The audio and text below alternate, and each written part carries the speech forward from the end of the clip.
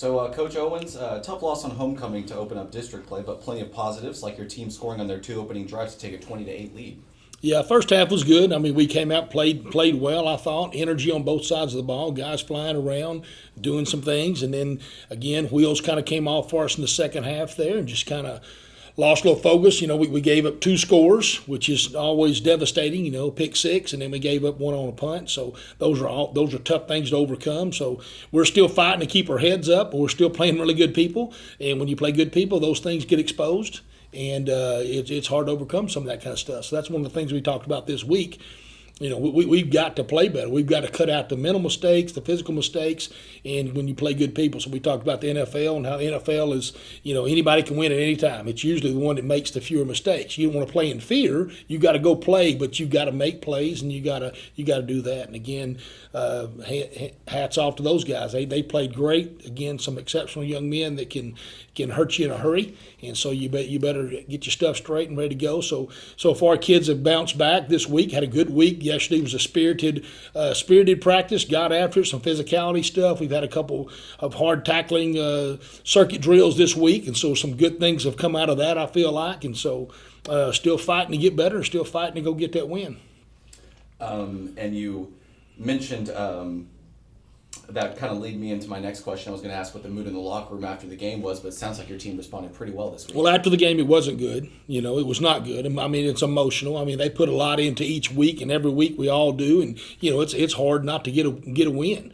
And that one being the first district ball game, because that's what we built it up to. Here we go. This is our second season. This is one that starts determining our future, playoffs or no playoffs. Those things are big. So, yeah, they were down. They were hurting. And, that's good to see and that's bad to see. Now you got to pick them back up, and here we go. So when you're hurting, it means a lot to you. And so there's fight in them and all that kind of stuff. But proud of the coaches and the kids this week, the way they bounced back. Again, Monday was a little solemn, and then we get into Tuesday. Yesterday, more spirited. So can continue to challenge them with that and getting the game plan put in versus Ennis and let it roll. And while a tough loss, as mentioned earlier, your offense got it going early. Your running game finished with over 200 yards on the ground, the second straight game in doing so. Yeah, it was good. The Mighty Mites in there, they're getting it on. Malachi can rock and roll. Those guys go north and south. Him and JJ are a handful. And so we just got to keep staying on blocks, maintaining blocks, and finishing those runs, getting in the end zone. We can't be taking shots at field goals. We got to finish drives and get that in the end zone. And doing that kind of stuff. We don't want to be attempting field goals and doing that stuff. We got to put points on the board again because they're explosive. You saw how explosive those guys were. They went no huddle on us, and next thing you know, they're marching down the field. So because they do have some talented cats. You also mentioned during the coaches show last weekend that you thought the team had the least amount of drops in a game in the homecoming loss. As the season has progressed, it seems that time in between Mitchell and Whitehouse has been improved. Yeah, focus, what have you. I don't know. They were on. We caught the ball well. They were not. I'm trying to think of a time where we had a drop somewhere that ended a drive. I don't think we did that. We finished. We were able to make those conversions and catches. The little bitty things you might see the second and 10 that we dropped all of a sudden put you in this third and long, and then they heat you up. Well, we were making those plays the other night. Now, I think I mentioned to you on Saturday too, CJ, I feel like he played his best ball game, catching, and we put him at Wildcat quarterback as well, and he brings another dimension in there that you have to deal with. So he can throw the ball too. So there's a dimension of that. Up front, I think our O-line is continuing to get better and better. Some of those guys are gaining more valuable experience, and so those things. So that helps with the running game. Running backs are hitting the holes right. Take care of the football. Don't give them turnovers, those kind of things. So we're getting better as a football team. We still ain't got a W yet. That doesn't mean you're going to get one. It's hard. And one of our kids, I think I heard him say after the ball game, hey, guys, it ain't guaranteed. There's nothing guaranteed with a W. You can play as hard as you want to and still not win. You still got to have more points on the board than the other team at the end of the deal. So that's what we're fighting on. That's what we're continuing to work for and continue to improve on both sides. And then you were just talking about C.J. Williams and how much he has grown and improved. And you mentioned in the coaches show last weekend that you thought that he played his best game. And we saw more of the wide receiver in the Wildcat formation taking snaps. And the question I had for you is, how did that come to be, and how did C.J. respond to the new role? Well, I mean, it's always been in. It's been in. That's just something you just gradually get to as you feel like you're ready to go to that. So that's just a timing thing and all that. So, no, he's done that. He's played quarterback since he was in the 7th grade. So he's always taken snaps. We tried our better athletes. We're trying to get the ball in their hands when they're young. So we try to train at least 8 quarterbacks in the 7th grade. Maybe that goes to 4 in the 8th grade. You know, as you come up, 9th grade, some of those kids make some decisions. So you'd like to have 2 or 3, maybe 4 still in the 9th grade that still can touch the ball. So you still are always looking for that extra element of putting that guy back there that's pretty dynamic with the ball in his hands. That's just another way for us to get him a touch because he's a guy we need so many touches per game. We need to make sure he's putting them there because he can do something with it. And we saw that last Friday, and the fact that he was able to punch it into the end zone. Yeah, he's good. He's a good runner. And then you mentioned during the coaches show last Saturday that Crandall, and you mentioned earlier that they have an explosive offense, like so many teams the Wildcats have played this year. Will it be more of the same in that regard in Innis versus the Lions? Okay, so Innis is they're still very talented. I mean, overall, they may be the best team in our district. I mean, just top to bottom. I don't know if they're the most talented yet in our district. Those guys we just played are pretty exceptional. The quarterback, the receivers. I mean, those guys, they have some cats. So they're really good. But Ennis is still Ennis, and Ennis is undefeated, and Ennis is rolling, and things are going well for those guys. So they've got a lot of energy on their side right now, and they do have some explosive guys. They got a couple running backs that are fast. They got a slot receiver that's a freshman that is exceptionally fast. They got a quarterback that manages their game. I mean, he's a good-looking kid. He knows where he's going with it. He doesn't try to do things he can't do. He just being himself, and he's pretty much a pocket guy that scrambles enough to move the chains, but he distributes the ball well to their playmakers. But the big thing about them probably is their offensive line. Their offensive line is a big line. They're not tall necessarily, but they're just big guys. You know, 270s. The center's a little smaller, but they play and they get on bodies and they get a body locked on a body and they do a great job at that. So they just keep coming at you. All right, nothing flamboyant. I mean, we're going to line up. We're just going to play football, and they're going to wait for you to make a mistake. So I haven't seen many mistakes out of those guys with turnovers, fumbles, anything like that. Those guys do a good job. Just sound, very consistent. I mean, they got a couple sophomores playing offense. They got the freshmen playing offense, but a pretty sound group. And then you flip it on the other side of that defensively. Just smart. I mean, they're smart, and that group's a very veteran group on that side of the ball. Their defensive tackles I've been really impressed with. There's an inside linebacker, number 5, that can play. The defensive tackles are just hard to move. They're physical inside. And then the rest of their guys, they run to the ball. You know, I don't know if I would count anybody as exceptional right now. They're just really good players. That run to the ball. They know the scheme. They know what they're doing. They don't try to trick you. They're not trying to be fancy. They don't necessarily heat you up a bunch. They got a few little twists inside. They just line up and they do what they do and they do it well. And they've been really good open field tacklers. So it's a challenge, you know, to go at those guys. And I'm trying to think of somebody that's going 2 ways, and I'm not thinking of maybe 1 or 2 guys. So they're usually playing one. Last week, those guys were playing 2 ways. Number 7, I don't know if he came off the field. He might have came off for a special team or 2, but pretty much he played the whole ball game. Well, these guys are pretty much one-way guys, and so they're pretty sound at what they're doing on both sides of the ball, and they get it done. And last year's Innis team had state title aspirations last season, falling short in the area round versus Mansfield Timberview. And you mentioned going through their starters, but only 3 returning starters on both sides of the ball. And this is hardly a rebuilding team coming into this game. No, I mean you watch their defense. You know, there's more on offense that I feel like are gaining experience. Let me say it that I don't say inexperience. They're gaining experience defensively. Those guys look like they've been playing a long time. I mean, it's the same defense they've been playing. You know, and I would dare I didn't go back and check them, who's here, who played last year, and all that kind of stuff. But these guys, they play exceptionally well. So they play like an experienced defense. They know what they're doing. They're not running around. They're not second guessing stuff. They know where they're supposed to be on their drops. They know what their coverage is. And again, the defensive front up there, they're playing well. They get off blocks and they run. So they play like a strong veteran group. So I'm going to say they had a lot of snaps, got a lot of snaps under their belt from last year. Even though they might not have been a starter. And you mentioned about this just moments ago, something you talked about is staying consistent and staying healthy. This week you'll be playing a squad that does not have as many players splitting time on both sides of the ball. Has that been something you and your coaching staff have discussed prepping this week? For us or for them? For them. Well, not really. I mean, we all know it. I mean, we can sit there and see who we talk about then at our meeting. Well, how many two-way guys they got? Well, this one. So do you attack that one? So last year, part of our game plan was going at number 7. Well, tying him up, blocking him, cutting him. We didn't really want to run at him. We were going away from him. We tried to get a body on him every snap offensively, so he would be tired.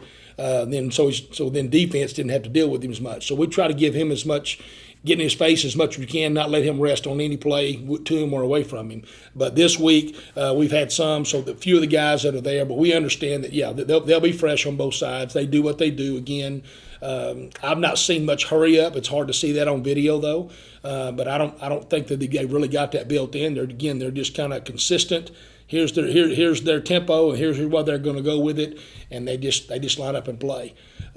Nothing necessarily jumps out. Now, again, this freshman 14, he can run. 17 can run. 2 didn't play last week, other running back against Greenville. We don't know why, but he's a really dynamic player. So those guys they're special. We got to tackle well. All right, we got to do the fundamentals. So that's still been our thing. As I told you, we did a pretty competitive tackling stuff. So we're still working fundamentals. We got some great 2-on-2 stuff, O-line, D-line this week. Those are the things that we've got to get better at as a backside tackle, reaching a 4-eye and cutting those guys off, doing the little things. We talked about how well we caught the ball last week. Still a focus. Put the ball where they can catch it. Let's get open, run great routes, do all that kind of stuff. So it's still about us. Yes, we're game planning for those guys. We know what they're going to run, all that stuff. But it's still us cleaning up and not making mistakes and us being fundamentally sound in everything we do. So it looks like the first half of last week, we're driving the ball down the field, and here we go. So we're going to get tired. We're playing some guys both ways, but that's part of it. Suck it up, and we got to go and just be smart about that. And then moving over to the defense, your defense, like in the loss the week before in Kaufman, were able to get some timely stops to keep your team in the ball game. What have you seen from your defense that you've liked the last 2 weeks? I mean, they fight. I mean, they're fighting. I'm going to go the negative side of it right now. We're missing some tackles. We're not finishing. We got some guys we're not wrapping up and getting them down. Thus, the tackling drills again this week of making that a priority. It's in space. It's closing space. It's not getting lazy when we're coming to tackle somebody in open space. So you got an exceptional athlete. You can't give him too much room. So an open field tackle, you've got to close on them. You've got to close on them quickly, and you've got to get them on the ground. So those things. Blowing of coverages, we're not necessarily blowing coverages. I mean, guys up front are fighting their tail off. We got 4, maybe 5 guys that rotate on the D-line. Our inside linebackers are undersized but fighting their tail off. So what I've been impressed with is we're playing hard. We're getting after it. Kids are playing. They're playing the whole game. Again, we got to make some plays. We got to get some stops, and the opponent has a lot to do with that. They're getting after us, and they're exceptional, and those kind of things. And we got to keep making plays. So those are things I see a defense, getting pumped. I mean, getting fired up, making things happen. So it's been good. And then you talked a bit about the Lions D that Coach Young's unit will be facing on Friday, an even-based defense. How does this one differ from the one you saw last week? I mean, it's just a play inside. I mean, it's just the play of those guys. Those 2 defensive tackles it's not a lot of movement stuff from those guys. I mean, they're thick and they're physical players. I mean, they shoot their hands. I don't. This is not a great analogy, but I mean, it just first thing when I turned on the tape, first thing that came out to me, if anybody knows Warren Sapp, how he played. He was a very athletic guy, but what he was also so strong. He'd take a guy and just get him off of him. I mean, that's what they're doing. They do a phenomenal job inside of being gap sound, and they do a great job of getting off blocks at every level. They're inside backers, outside back. Everybody does a great job of getting separation off and then going from there. So. Our goal is to stay on and maintain blocks. So stay on the block, continue to move your feet. Don't let that guy go and get off free. They've done that in every ball game, and that they've made a lot of plays doing that and giving you a lot of fits and a lot of headaches. Now, last week, yes, I mean, those 2 outside linebackers last week versus Crandall, big, tall, physical, athletic guys. These guys here are smaller, but they're nimble. I mean, they move extremely well. Again, they know what they're doing. I don't know that they're going to overpower you, But the inside linebacker does a great job. He's better than the kids last week at inside. He runs downhill, number 5 I'm speaking of, and he goes and makes a lot of plays. So that's a challenge for us, getting up to him and getting a body on him, not him letting him run free in our backfield. So that's some things we're trying to fix in our O-line too, is getting our eyes up. We have a tendency to get locked in on the man on us instead of getting our eyes up and seeing a linebacker run through. We're working on some of those things and not letting that happen. That's the nature of the beast. That's all the way down. I mean, last night in 7th grade, get your eyes up. I mean, for those guys, a lineman has a tendency to lock into what he's got, and he gets shocked by a linebacker running through. So you still deal with that on the varsity level too. And then a talented athlete your D went up against last week was number 7, Samuel Osamigo, who was able to snag a pick and return it, but you'll be facing another ball hawks of sorts, and I assume this is the linebacker you're talking about, Eric Gonzalez. But how is your defense planning around a talented player who has a nose for getting to the ball? Well, you're aware where they are. I mean, you make sure you're getting a body on them. Make sure we're doing something that helps us. Do we have an angle? Do we have a block? Can we double that guy? Are we being smart about where we're running?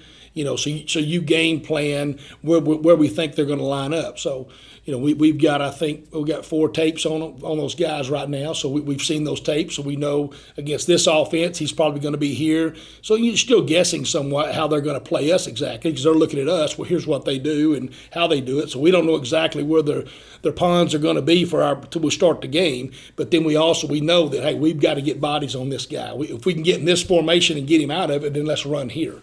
So we pick our strategy of who we're going to run at, how we're going to run at them, and then make sure we're not turning those guys loose. It's just like last week, number 7, don't turn him loose. Don't let him be the disruptor. Let's get bodies on him, all right, whatever that looks like. Maybe it's a formation, maybe it's a block, maybe it's a double team, all right, whatever it might be, and you kind of try to neutralize him and not let him beat you. And then you mentioned the offensive line for Ennis being, or perhaps maybe it was just the center you were talking about, being a bit undersized. So how do a senior like Nick Cantillo and that defensive line plan to attack this offensive line? Just be physical. I mean, they're going to be physical. They're going to beat them to the punch up there. Again, we got to get off blocks. All right, and again, they're really good. Their number 64 is really tenacious blocker. He really gets after you. He is aggressive and really agile, and he likes to play the football game. He likes to be physical doing it. So that challenge is in front of our guys. So it's just a great opportunity, great challenge. We got to be more physical than they are at the point of attack, and we keep pushing. Play this play. Don't worry about the last one. Don't worry about this one. Don't get an emotional, battle with this guy. Just play this play as best you can. So those are the things. So we're trying to get them to break it all down to this is a 1-snap game right now. Play this snap, and then we'll line up and play the next one.